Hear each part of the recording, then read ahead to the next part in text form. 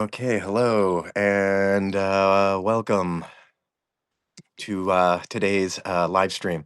Today, I'm just going to talk briefly about smuts and the origins of the word holistic, which this whole line of inquiry has actually turned into something very interesting because I sort of spent this entire weekend dutifully writing a new Substack entry to sort of respond to something that I feel like is kind of causally, or I shouldn't say causally, casually related in some way. And this is the new Substack Detect AI button that is up there. Um, I feel like these two are kind of related, but I won't get too into that right now because today I just wanted to kind of speak a little bit more about the origins of the word holistic and where it came from, why I'm choosing to spell it WHOL rather than HOL. The reason for that is, both a combination of where the idea came from, which really was just me using my reasoning the best that I could as a language based learner to try to reason out, well, how would I spell this word? Holistic, whole is WHOL, meaning everything. HOLE to me means a hole in the ground. And so it seemed like the right way to write it was with the W. However, um, people continuously keep coming up to me, reminding me that, or suggesting to me that maybe that spelling isn't correct. I constantly, every time I write the word, have Grammarly pop up and tell me that that is not the correct spelling of the word. But when I dug down on it, it clearly was there was nothing wrong with the spelling of the word. So how comes it that we've chosen the H instead of the W as the word that stands for everything? And in from one line of thinking, of course, it comes from the Greek holus, which means to sort of encompass everything. But I kind of like the English angle of it, which comes from hal, which means like health and healing. But when you dig down that H hole a little bit deeper, okay, you start to find out that it really represents. Um, I feel like a deep split that exists. In metacognition, we're always talking about, or at least I am in metacognition, always talking about that metacognition isn't just a freestanding sort of thing that we can point to. It's an integration. It's an action of integration where you're taking your knowledge and you are integrating it with, what you actually do. And for many people, they're not really metacognitive. They don't let their knowledge actually dictate what they do, or they let what they do kind of dictate where their knowledge lives, and they never realize that it's sort of like the process of integrating these two. That's where this thing called understanding comes from, and it's probably the most important learning feature that humans have been endowed with, and we really should be promoting it. Every student should know about this metacognitive reflection, not just reflection, mind you. And this, I do get into sort of debates with people about is what's the difference between metacognition and reflection? Well, reflection is merely like memory. It's looking back. It's not until you take that integrated memory and you start saying, okay, how do I use that memory moving forward, that you've really got what I'm talking about here with metacognition. So it is ironic that the uh, man who in Western European literature was the first person to define holism, this idea of everything kind of being connected. Particularly, like, I mean, if you read, um, holism and evolution, I was amazed how closely related it really is to everything that I believe.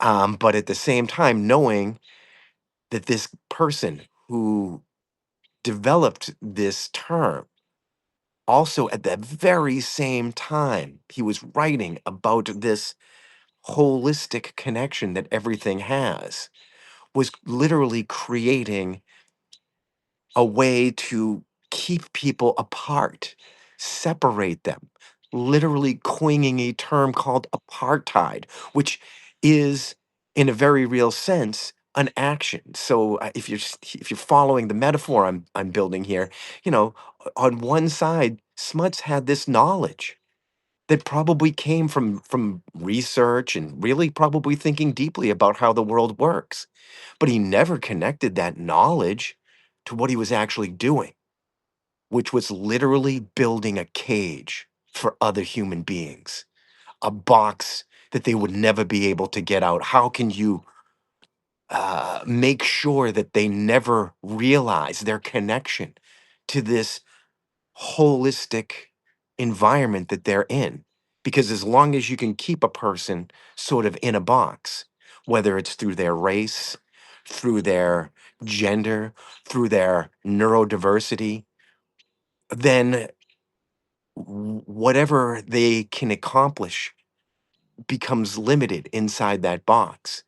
And when you start to really understand this concept of holism, then all of a sudden that becomes crazy, because part of the idea of, I believe, holistic problem solving, this idea that I'm trying to present, is that the only way to get out of the box is to know what the box is, to know that you're living in the box. What are the parameters of the box? Because as you start looking at the box, you you you develop this amazing uh, capacity that we call understanding.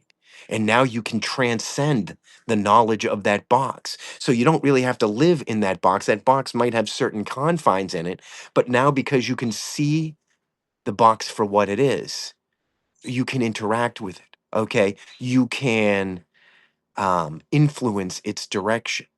So this was one thing that Smuts never seemed to realize, okay, that, he had a responsibility as a person who had this knowledge to share it with the world. And in a sense, he did, but not just share it with the world out of your mouth, share it with the world through what you do. And when you look back on what this guy did, he did more to destroy human interaction, um, human learning, human development. Okay, he, from my perspective, helped create many of the educational structures that prevent metacognitive learning from taking hold. And so uh, this is that deeper idea, that I believe is connected, and kind of why I broke up this Substack article into two chunks. One kind of covering my dyslexia and what it's like to actually kind of experience pressure around, like, how you're trying to do something, and um, you know I don't know what the best word for it is. Like, rather than receiving support for it, you're receiving criticism. And how do you parcel that out? Because every form of support is going to come through some sort of uh, angle of criticism. Okay, and every sort of criticism is going to have some sort of intention of support. But at the end of the day, it comes down to the intention of the teacher.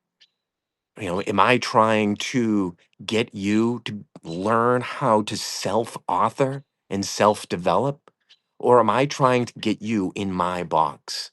And unfortunately, we live in an age that is defined by what boxes you can be put in. And we don't really celebrate getting out of the box. If anything, we kind of go way out of our way to attack those people who are outside of the box, who behave in a way that is a little bit different, that look a little bit different than what we want them to look like, or think a little bit different than the way we want them to be thinking. And so uh, it becomes really, really important, I believe, in this situation, in this current environment that we're living in, to really help each other develop their metacognition, develop that ability to take a look. What do you believe? I mean, if you are like Smuts and myself, and you deeply believe, okay, that everything out here in the universe is simultaneously, and this seems to be the theme that keeps coming up, simultaneously it's connected, okay, and in singular. So we're always switching between these two modes of processing in terms of seeing how it's all connected and then seeing what really that one thing really is. And it's in that process of switching back between what we're looking at directly subjectively here in front of ourselves and what we're thinking about it, what we remember about it, what we reflect on it, the relationships that we see, those abstract features that are not directly observable, but do indeed exist at a meta level. And so anytime we can help, people make that connection, okay, we're helping them, really become more of themselves, become more of a self author rather than a person who is just sort of following the ideas and ways of some other person who, likely in our present environment, is trying to sell you something, um, is trying to just make a living off of keeping you in this box. And so, um, why this is why I feel like this idea of holistic problem solving is so important, because it's a type of problem solving that is rather than just sort of narrowing what you're looking down, it's also looking for wider connections and trying to balance those two, because it's in the balance between the two that real ideas come from, real understanding develops. Okay, real personal change can be attained. So, Smuts, in my estimation, really demonstrates in an amazing form, a person who just could not connect what they believed with how they led their life. And that is a real shame. We see it time and time again. And we as a society need to start thinking about, well, how do we address that?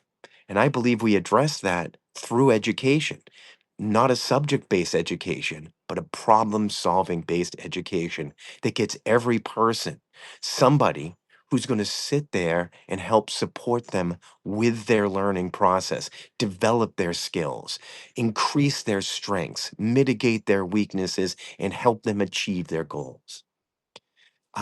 So if you have any questions or thoughts about any of these pieces, please feel free to share.